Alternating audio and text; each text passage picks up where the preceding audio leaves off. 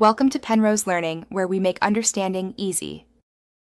In this video, I will explain how to play doom metal bass. The bass in doom metal is the backbone, creating a massive, heavy foundation. It's all about those slow, deliberate tempos and deeply low-tuned instruments.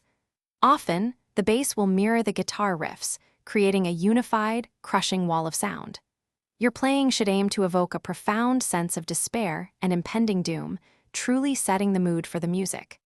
To achieve that signature doom metal tone, start with a 4 or 5 string bass, tuned down to C, B, or even A. Heavy gauge strings, like a 110 or 115 for the low E, are essential for clarity at these tunings. Tube amplifiers, such as those from Orange or Ampeg, are highly favored for their natural warmth, immense power, and ability to deliver a loud, clean signal. Incorporate fuzz and overdrive pedals to generate that thick, distorted, and sustained sound. When playing doom metal bass, focus on slow, deliberate, and often repetitive rhythms. Palm muting is a key technique, providing a tight, percussive crunch that adds to the overall heaviness. Your role is to anchor the sound, so emphasize root notes and simple, powerful riffs that lock in with the drums.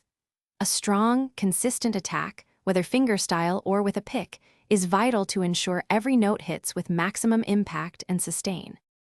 Doom metal songs typically move at slow to mid-tempos, often utilizing minor tonalities to create a somber atmosphere.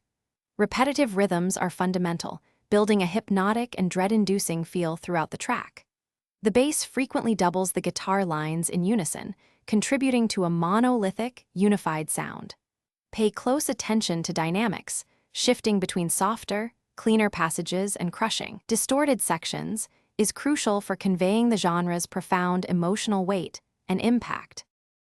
Thanks for watching. If this was helpful, leave a like and consider subscribing. See you next time.